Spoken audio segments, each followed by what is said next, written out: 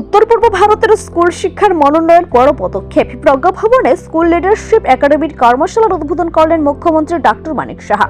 National centre for school leadership এবং national institute of educational planning and অ্যাডমিনিস্ট্রেশনের যৌথ উদ্যোগে প্রজ্ঞা ভবনে আয়োজিত হয় উত্তর পূর্বাঞ্চলের রাজ্যগুলির স্কুল লিডারশিপ একাডেমির কর্মশালার উদ্বোধন করেন মুখ্যমন্ত্রী ডক্টর মানিক সাহা। বলেন, শুধুমাত্র শিক্ষা অর্জন করলেই চলবে না, তার সঙ্গে গবেষণা অত্যন্ত জরুরি।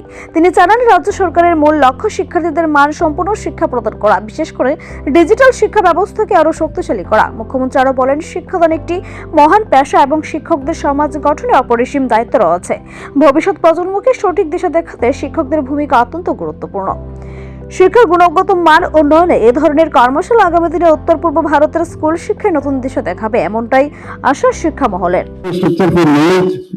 যেটা দীক্ষা প্ল্যাটফর্ম, এটা একটা আছে পিএমই বিদ্যা, মানে শুধু 24 আওয়ার্স আপনার কাছে মানে সুবিধা থাকতে হবে পড়াশোনা। আজকে ক্লাস বন্ধ, স্কুলের ছুটি, এরকম যেন না এখন এই দুনিয়াতে চলবে না।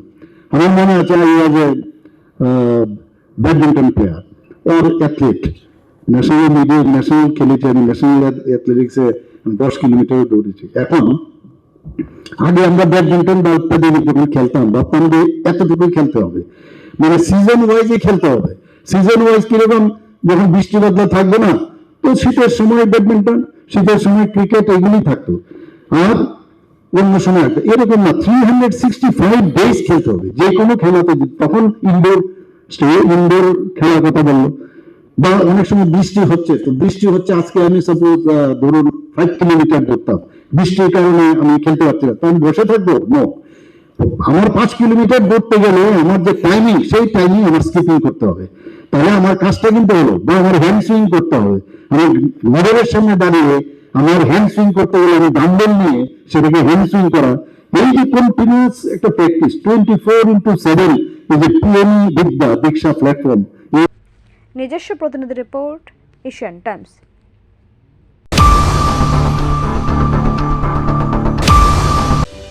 जों प्रमथा महाराज नेतृत्वे फाइमानि आगोलाव खम्बोय स्कुल ब्लाइ डिमान्ड बाराय थांखा हस्टेलनि इनटेक केपासिटी अनेक गोबां बाराय मा थांखा आगे जेता गार्ल्स 200 बॉयज 200 के तंगमानि जों फाइमानि आगोलावनो बरनो इनटेक केपासिटी बाराय हस्टेलावबो जों 700 जना इनटेक केपासिटी बाराय बरनो फेसिलिटी रवै दंखा के जोंनि बिखराराव ঠিক আছে পাহাড়নি বড় যত লেখা फरायनायनि बागै आसो सेबमायाफोरनो जों खमपैहाय हस्टेल जों क्रिएट खायै सुजुग रनानि जातियखा ठीक बाहायके जोंनि पिडब्लिउडि डिपार्टमेन्टनि हयते जों जोंनि नीति आयोगनि फान्ड जों फाइफ्राव बेसेबां 10 करोड़ दंमानि बबाय जों बनबो साबजोनाल 10टा साबजोनाल अफिस जों कन्स्ट्राक्शन खायखा अलमोस्ट 10टा कन्स्ट्राक्शन खायमानि 7टा अलमोस्ट जों इनाग्रेशन खायपायखा बाद बाकी ताबावबो इनाग्रेशन खायमानि रेडी दं कयेक दिनाव जों बनो इनाग्रेशन खायनाय स्पटनि जागायाव जों